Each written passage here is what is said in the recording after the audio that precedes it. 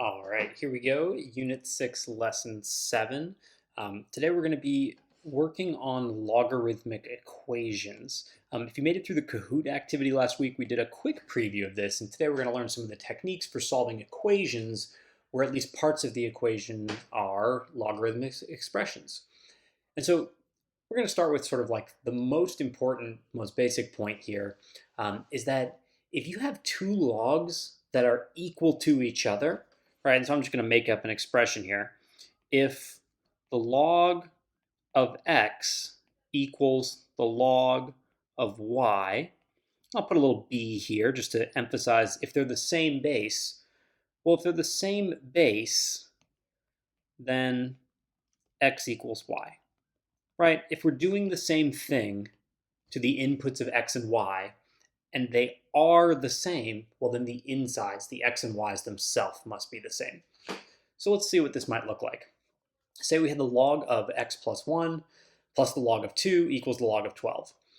Well, right now we have three logs, and we can't just drop everything and say x plus 1 plus 2 equals 12, right? So like the thing that people are tempted to do is just to write all of the insides like that. And the reason that that doesn't work that way is because, remember, adding logs is funky. You multiply their insides. So this actually becomes the log of 2 times x plus 1, right? We multiply their insides, and that equals the log of 12. And so it's actually these insides, 2 times x plus 1, which is 2x plus 2, right? That is equal to 12. And from here, we just do a little bit of algebra. Twice some number gives me 10. Well, then that number must be 5, right? And, you can trust me, or you can go check it on your calculator. If you typed in the log of 5 plus 1, the log of 6, plus the log of 2 equals the log of 12, you'd get some crazy decimal. Or, right, if you believe enough in the log rules, the log of 6 plus the log of 2, yeah, our log rules tell us that's correct. This is the log of 12. And of course, the log of 12 equals the log of 12, right? And so, we get pretty fast at these. Just one more example here real quick. This would tell us that the log of 10x plus 6, right, when I multiply the 2 times the inner components of that log, equals the log of 36. And so what this tells us is 10x plus 6 equals 36. Then 10x must be 30, and then x must be equal to 3. So again, the idea here is just use your log properties to get to here, and then once you have two logs of the same base equal to each other, their insides must be equal. Okay, so that wouldn't be a whole lesson there, right? That's just a quick one to keep in mind. The interesting part comes here when we wind up having exponents in our logs.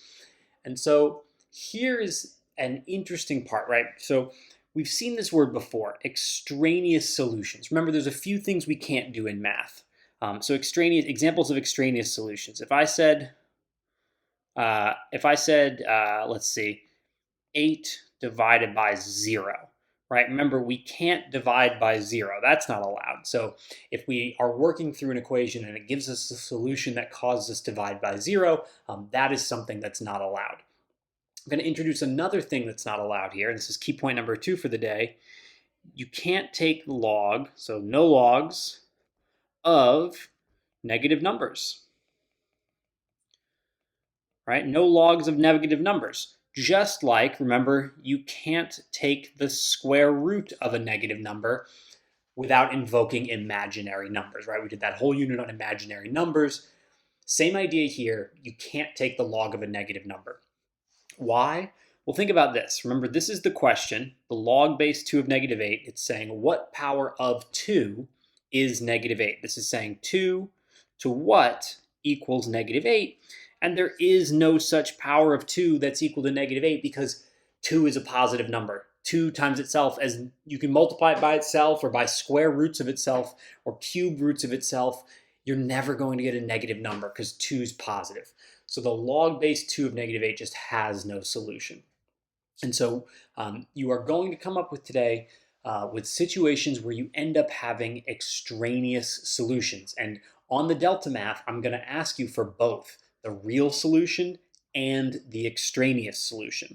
And so let's see, we're going to do two examples of this. If we had 2 times the log of x plus the log of 2 equals the log of 50, remember the first thing we would do is we would simplify this log by making it the log of x squared.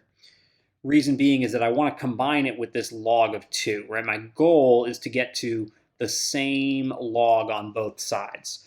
So we'd have here the log of 2x squared equals the log of 50. Okay, well, if the log of 2x squared equals the log of 50, then 2x squared equals 50. Well, divide both sides by 2, I'd get x squared equals 25. Normally, this would have two solutions. X equals 5, right? We take the square root of both sides. Or x equals negative 5, because both of those numbers, 5 squared is 25, and so is negative 5 squared. However, if you were to take the negative 5 and you were to plug it back in here, you'd be asking the question, the log base 10 of what number equals negative 5? 10 to what power equals negative 5? This cannot happen. So x equals negative 5 is what we call extraneous, right? It's extra. It doesn't actually count because it would not be a solution. If you try to type it into your calculator, it would break. So x equals negative 5 is what we call the extraneous solution, and x equals positive 5 is what we call the real solution. So in this case, we have one real and one extraneous. You can have both real, you can have both extraneous. You need to actually watch out for it. Now, one thing that you want to be really careful of, what matters is would the end result that's inside the log be negative? So just as like a hypothetical example here, let's say one of the solutions to this equation was negative 1. It wouldn't automatically be extraneous because when we go to plug it back in, we'd have the log of 1. So be careful, it's not just automatic, oh, if any x number I get, it's an extraneous solution. You have to look back at the original equation. So let's see what happens in this one. If we combine these logs, right, we combine them through multiplication, we'd have the log of x times x plus 2 equals the log of 3. So we'd have the log of x squared plus 2x equals the log of 3.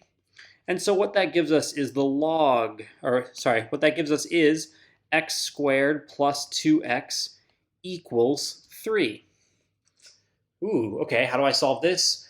Remember, whenever you see, this is a big flashing sign here, we're not in Kansas anymore, this is algebra 2, right? This is one of those algebra 2 solves. I like to think of it as move everything to one side so you can factor and use the zero product property. So we bring the 3 over, we subtract 3 from both sides, right? I use that casual language of bringing over, but what we're really doing is we're subtracting 3 from both sides. So we have x squared plus 2x minus 3 equals 0.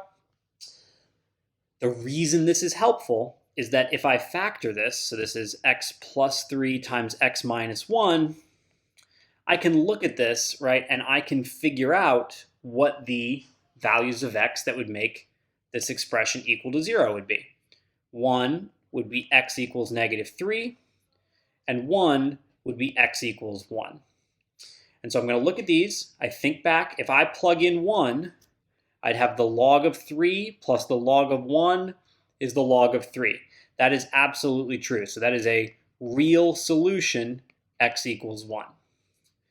Now, you'll get away with this sometimes, but you want to be careful. You can't just say that x equals negative 3 is extraneous. You have to actually look and see what would happen, and it is because negative 3 plus 2 would be negative 1. And you cannot take the log of negative 1, so we are going to have an extraneous solution at x equals negative 3. One thing you can do, right, if you're not sure, you can find your solutions and try and plug them in. The one that breaks your calculator is extraneous.